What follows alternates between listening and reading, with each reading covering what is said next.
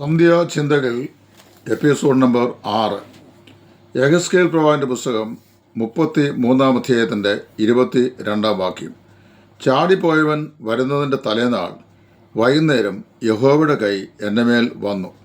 രാവിലെ അവൻ എൻ്റെ അടുക്കൽ വരുമ്പോഴേക്ക് യഹോവ എൻ്റെ വായ തുറന്നിരുന്നു. രാത്രിയുടെ കാലങ്ങളിൽ ദൈവത്തിൻ്റെ കരങ്ങളുടെ സ്പർശനം അനുഭവിക്കുന്ന ജീവിതാനുഭവങ്ങൾ ഏറ്റവും ശ്രേഷ്ഠമായ അനുഭവങ്ങളാണ്.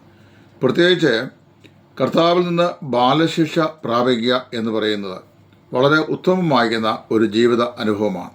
നമ്മൾ മാത്രമല്ല ഈ ബാലശിക്ഷ ജീവിതത്തിൽ അനുഭവിക്കുന്നത്. നമ്മളെപ്പോലെ അനേക ആളുകൾ കർത്താവിൻ്റെ കരങ്ങളുടെ സ്പർശനം ബാലശിക്ഷയ്ക്കും സ്വാതന്ത്ര്യത്തിനുമായി ദൈവം സ്പർശിക്കാറുണ്ട്. നമ്മൾ വാസ്തവത്തിൽ അങ്ങനെ ചെയ്യുമ്പോൾ എന്ത് ചെയ്യുന്നു? ദൈവം നമ്മുടെ ജീവിതത്തിന് ആവശ്യമാകുന്ന നന്മ താൻ തരുന്ന ഈ നിലയിലുള്ള ബാലശിക്ഷകൾ കൂടെ നമ്മുടെ ജീവിതത്തിൽ വരുന്നു. കർത്താവിൻ്റെ കരങ്ങൾ നമ്മുടെ മേൽ വരുമ്പോൾ വാസ്തവത്തിൽ നമ്മുടെ ആത്മാവ് ദൈവത്തിങ്കിലേക്ക് ഉന്നതമായി എടുക്കപ്പെടുകയാണ്. അതുമാത്രമല്ല, ആ കൃപയുടെ ചിറകിന്മീതെ ഇരുത്തി കർത്താവ് നമ്മെ പറത്തി അങ്ങ് ഉന്നതങ്ങളിലേക്കുള്ള ചിന്തകളിലേക്ക് കൊണ്ടുപോകുന്ന ജീവിത നിമിഷങ്ങളാണ് കർത്താവിൻ്റെ കരങ്ങളുടെ സ്പർശനം എന്ന് പറയുന്നു. അങ്ങനെ വരുമ്പോൾ എന്ത് ചെയ്യുന്നു?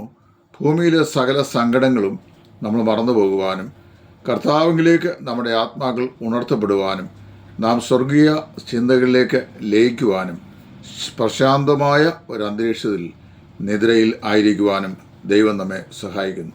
രാത്രിയുടെ യാമങ്ങളിൽ നമ്മുടെ കർത്താവിൻ്റെ കരങ്ങളുടെ തലോടലുകൾ അത് വാസ്തവത്തിൽ ബാലശിക്ഷയ്ക്കാകട്ടെ, സൂക്ഷ്മമായ പരിശോധനയ്ക്കാകട്ടെ, അല്ല നമ്മുടെ ഗുണീകരണത്തിനായിട്ടാകട്ടെ, അല്ലെങ്കിൽ നമ്മുടെ ജീവിതഭാരങ്ങളെ നമ്മിൽ നിന്ന് നീക്കി നമ്മെ കർത്താവിലേക്ക് ഉയർത്തേണ്ടതിന് വേണ്ടിയാകട്ടെ, അത് നൽകപ്പെടുന്നുവെങ്കിൽ ആശ്വാസകരമായ സ്വാന്തനകരമായ ഒരു നിദ്ര എനിക്കും നിങ്ങൾക്കും ഉണ്ടാകും. കർത്താവിൻ്റെ കരങ്ങളിൽ വിശ്രമിക്കുക എന്ന് പറയുന്നത് ഇങ്ങനെയുള്ള ജീവിത അനുഭവമാണ്.